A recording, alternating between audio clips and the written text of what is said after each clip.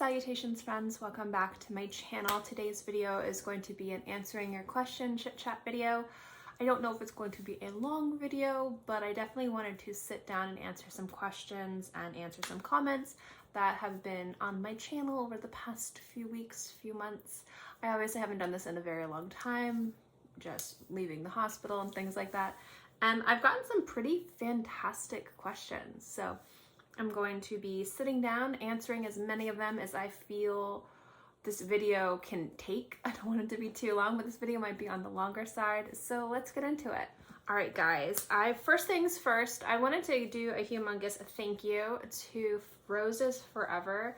They, a few months ago, they sent me a really beautiful bouquet of roses. And I was very hyper emotional with it because I have this thing about getting flowers. It's like a trigger for me, like a positive trigger for me. It kind of really elicits beautiful, happy emotions. And I was really down. Things were like really rough. And when I got the bouquet, I mean, the video I filmed, I'll link it below if you want to check it out. I'm like crying. It was a rough moment. And during the time being in the hospital, they were very wonderful. They reached out and they had gotten some new colors and styles in, and they asked me if I'd like a bouquet, and I was like, you guys know the exact time when to just reach out. So they were very generous, and they sent me this really beautiful baby pink box with a baby pink, pale pink roses in here.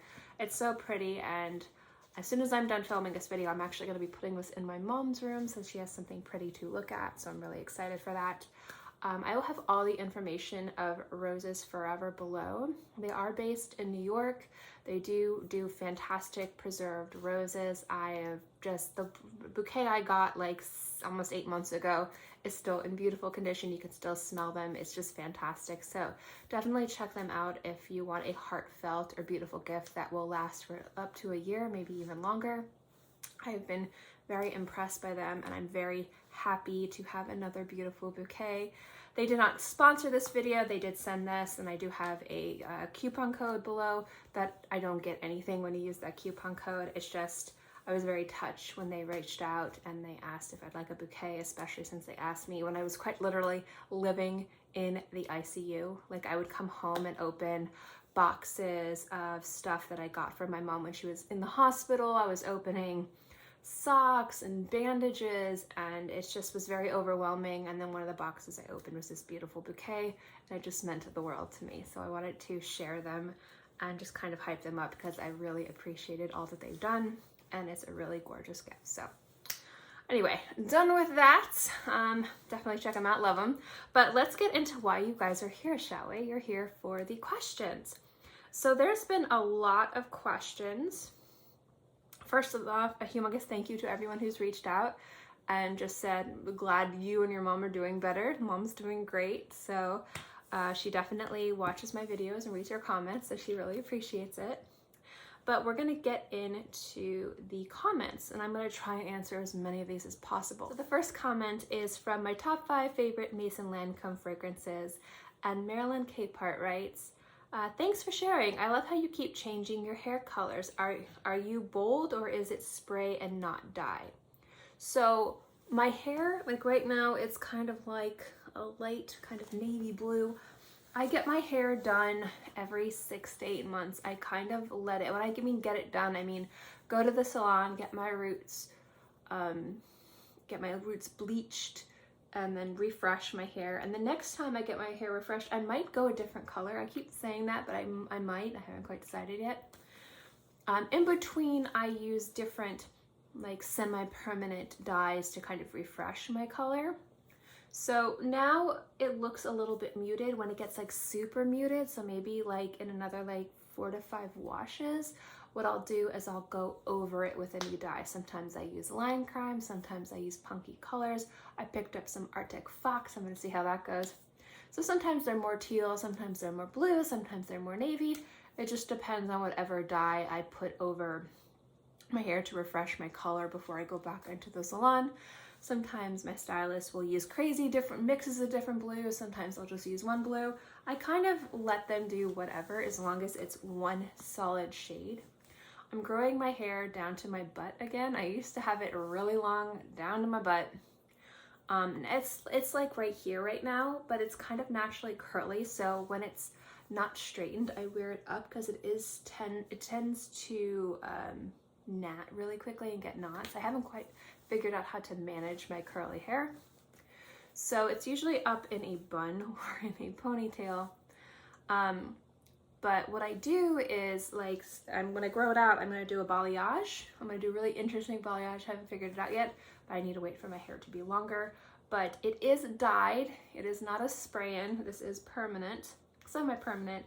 It's, if I rinse this out of my hair would be, you know, like that kind of bleached white color. They do bleach my roots every 6 to 8 months. Now, I would go in for sooner visits, more frequent visits, but I have an incredibly, and I mean an incredibly sensitive scalp. After I do my root bleaching, my scalp will, this will be lovely TMI for you guys, my scalp will bleed for 3 weeks. It is very tender. It does not like me at all. That's why I don't do too much with my hair. I do have a lot of products that I use to just keep it healthy and maintained and things like that, and I did do a video where I kind of talked about all that. If you want to know those products, I'll link that video below to check it out. But for the most part, my scalp can only handle like bleach on its scalp every 6 months, the soonest.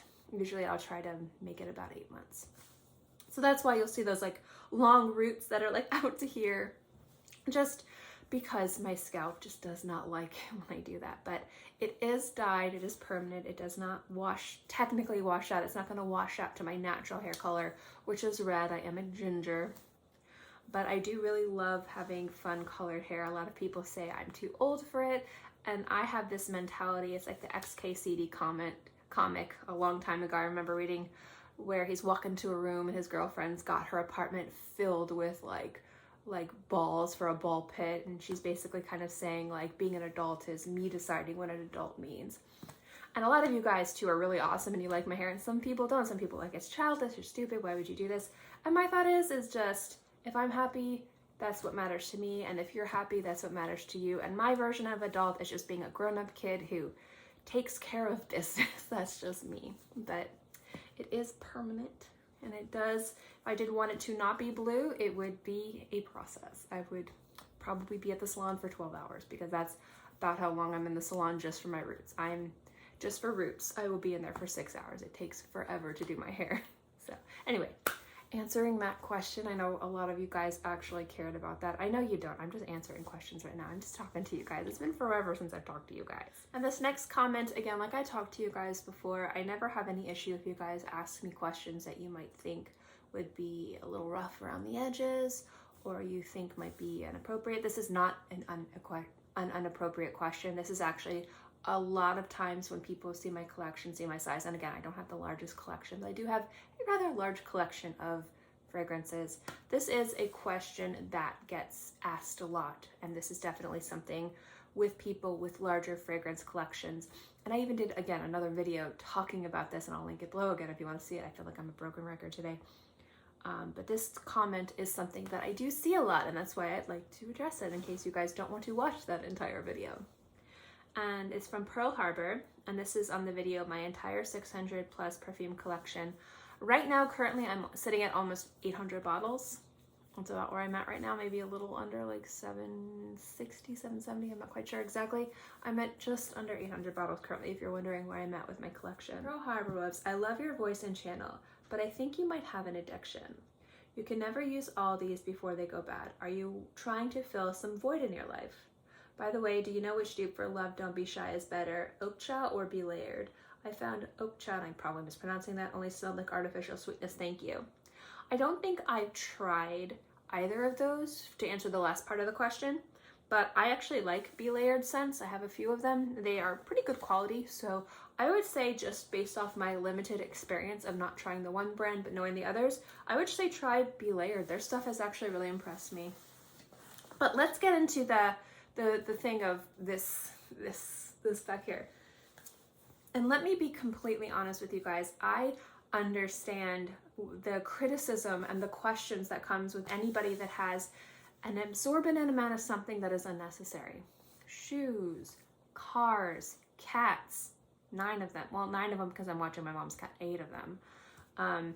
Fragrances, extreme luxury goods. Like you see those people with these Birkin collections and they're like, you know, like 80 Birkin bags and they're all like the exotic leather where they cost $50,000 a piece. Or people that have watches and they have like, you know, 80 watches and they're all like Rolexes or Cartier or other brands that I don't know because I'm not a watch person. Whenever somebody has an excess of something, a lot of people wonder why, especially if they're not understanding why, especially with items that could be considered perishable.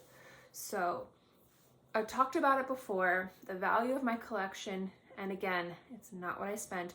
If you were to purchase these full price, you know, like full bottle, is in the 6 figures. It's a very valuable collection. Now, if I sold it, I would not get anything like that, you know, and it is not near what I paid for it. So, and a lot of this, you know, is over the course of a very long time of collecting. So just, you know that I did not spend like $100,000 or $150,000 on this collection. Did not. But when it comes down to this collection with fragrances, people think the fragrances go bad, and they can go bad if you don't treat them right. But a lot of people don't realize that vintage fragrances are a thing, and some people seek out fragrances that are 20, 30, 50, 60 years old. And also, like, I might not wear all of these all the time, but I do wear a lot of fragrance.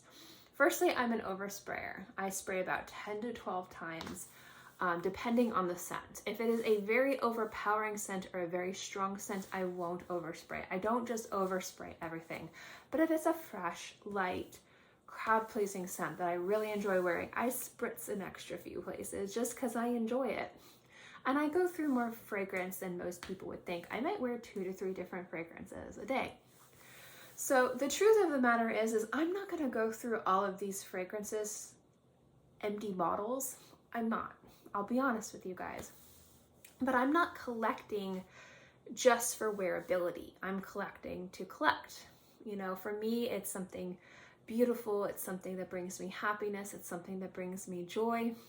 And I wear it in a way where it makes me smell good, sometimes depending on the fragrance.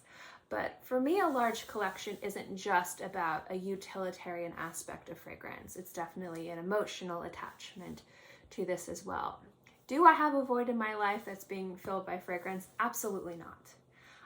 I don't think that my addiction is an addiction. And it might seem crazy, and a lot of people have this very valid, and let me just throw out there, a very valid criticism for anybody that has large collections of anything like this, especially unnecessary luxury goods. That you think that they have a debt, you think that they have a shopping, habit or things like that. Truth be told, there's been a few months where I haven't bought anything, or I might buy 1 or 2 things, or I might buy 50 bottles. It all depends. But let me just throw out there, and I've said this before, throw out there, I don't have debt. I purchase things within my means. So financially, this is not a drain on me. This is extra fun money that I have lying around that I spend on something that I enjoy. I would think something being called an addiction would be something that it was detrimental to your health. And when it comes to shopping, it can very much be a financial burden or a financial sinkhole. I'm fine. I don't have debt. Car's paid off, don't have a mortgage, the reoccurring debt that we have is like health insurance and phone, the internet. Like I don't have debt. And a lot of people are like, well, you don't have a good job, or like, how do you do it? And first, I've said this before, is luck, not by my hard work, luck for me, very much so. But also my income is passive. So the income that pays for this is income that I don't really have to work for. I work to create a product. So be it art, be it like a program or something like that. I have a variety of small little businesses all over the place. And I get my product out there and I get commissions based off what's sold or what's used, or royalties or things like that for other things. And so every month I get little royalty checks, sometimes very substantial royalty checks, sometimes very small royalty checks. and they all come in and I don't have to do a dang diddly thing for them because I already did the initial work. So while I was in the hospital with my mom, I was making the same amount of income. And I did have some loss of income because, I wasn't able to create new things, but I was still getting a bit of income from old things as well. So that's how I can afford this. That's how I'm not in debt, all of that jazz. So as an addiction, as a financial addiction, it's not a burden. The biggest burden is it takes up a lot of space.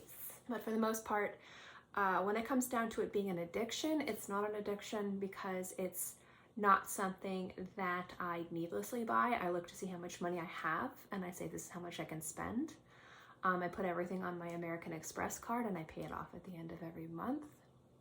And so I do that specifically to get reward points so that at the end of the year, I might have an extra few $1,000s to buy a bunch of different fragrances, or maybe I buy something, like a trip, or we're not doing that right now because obviously the state of the world. But you have these reward points, which then I can buy gifts for people, or I can buy gifts for me, or I can do something with it, and that's the only reason why I put things on an American Express card. But at the end of the month, I pay it off. It's paid off in full, so not a big issue. But when it comes down to this being, what's the word I'm looking for?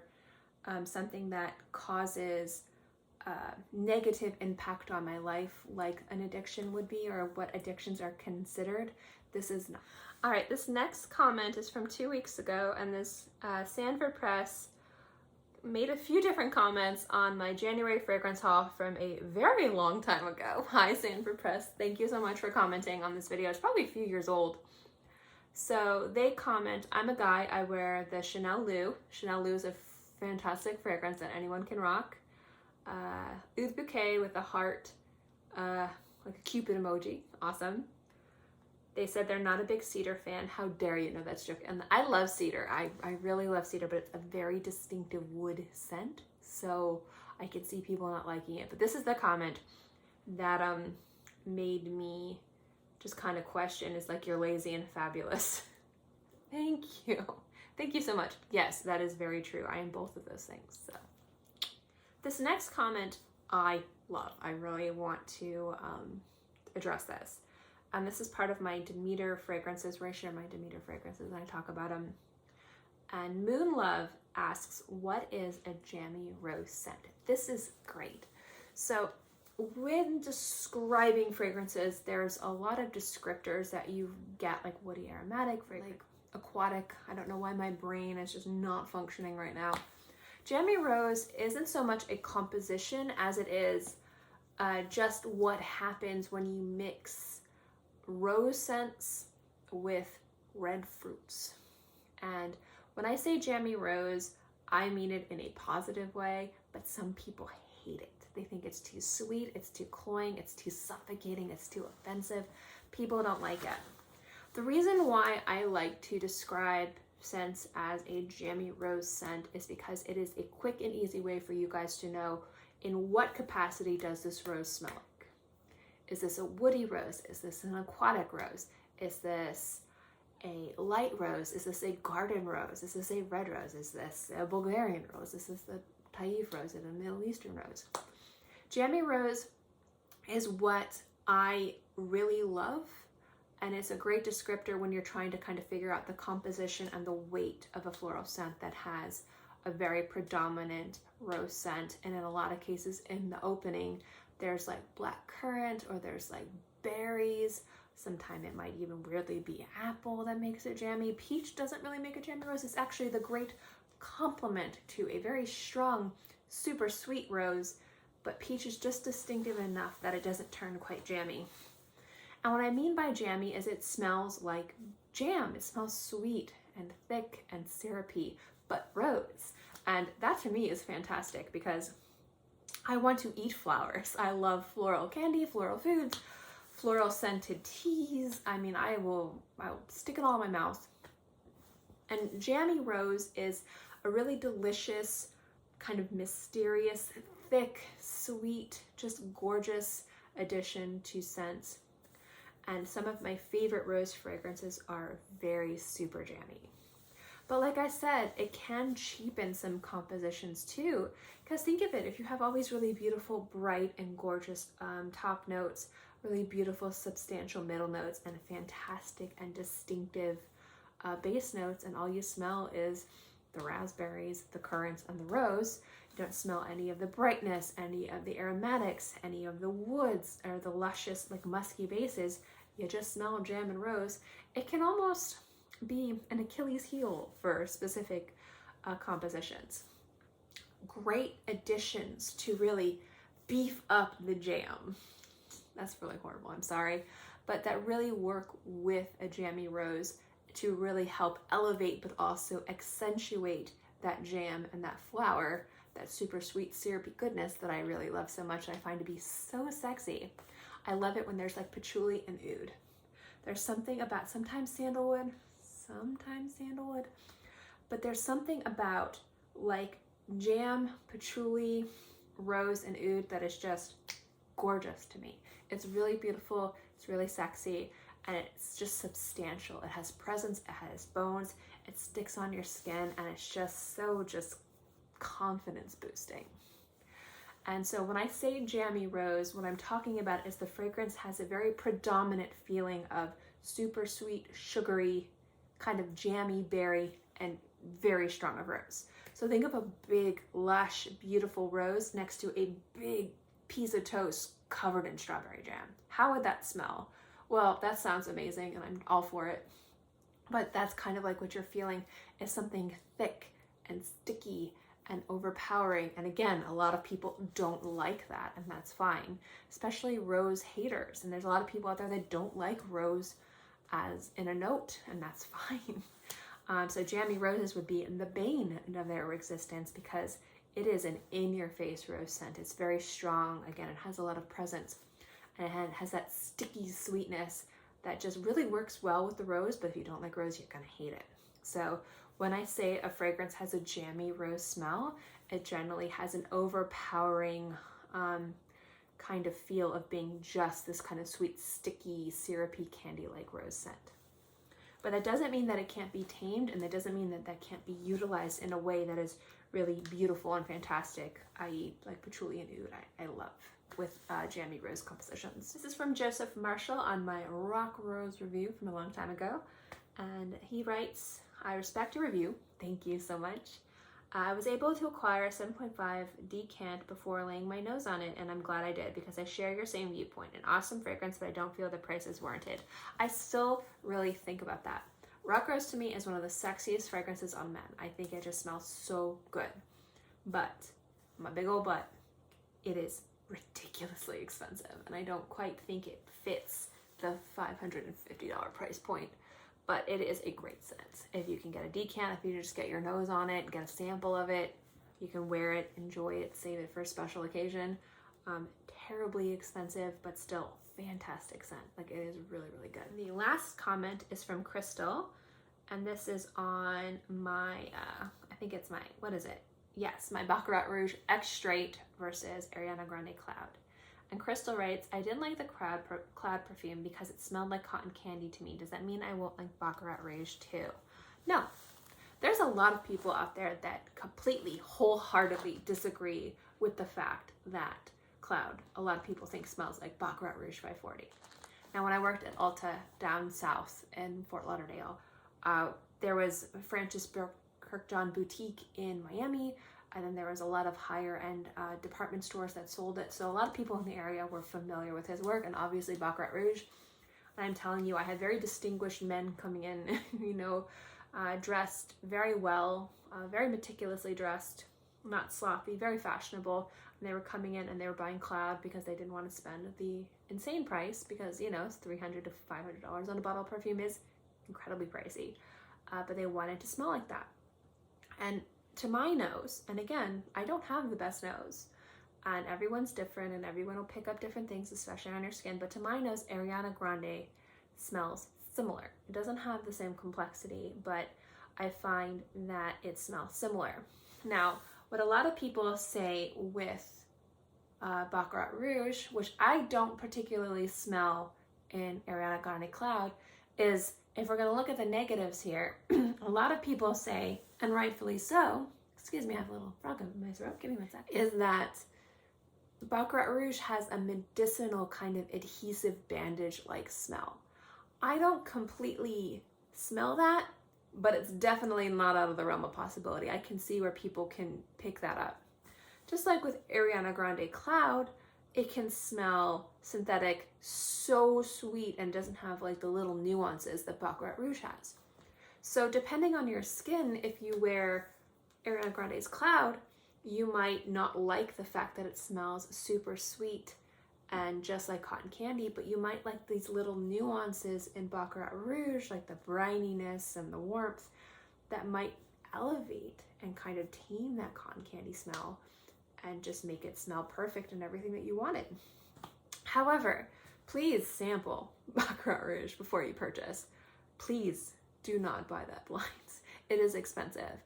Make sure you try it on your skin, and I would say give yourself a few hours. Give yourself a few hours to really wear the scent and see if it's something that you like. Because for some people, again, you're gonna get this kind of medicinal, kind of adhesive bandage kind of smell. I don't, but I definitely can understand where people could pick that up. Like, it's definitely a valid critique of the scent.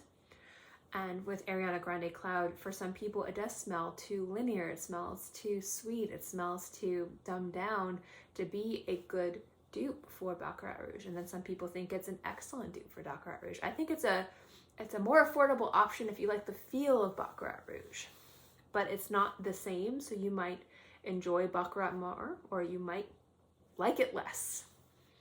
That's my thoughts. But I would say if you don't like the warm sweetness of Cloud, you might not like the composition of Baccarat Rouge, because they are similar. But again, it's going to depend on your skin chemistry, what your expectations are, and the like. Anyway, I'm going to end this video here. I only answered a few questions, but I think I answered enough. I will definitely be going through the next time I do one of these videos in a week or two and trying to go through way more comments and doing this more. But I just wanted to sit down and chat with you guys for a few minutes and just kind of let you know that I'm here, I'm back. Also, because this week I was really only able to get one review up and some first impressions, I've been wearing scents to review next week. So next week's going to be review heavy in regards to videos that go up. So this was a great video to just kind of sit down, chit chat, and just spend some time with you guys. If you guys have any questions that you would like me to answer, definitely let me know in the comment section below. I just thank you guys so much for chilling out with me, chatting with me, and I'll see you guys next time. Bye.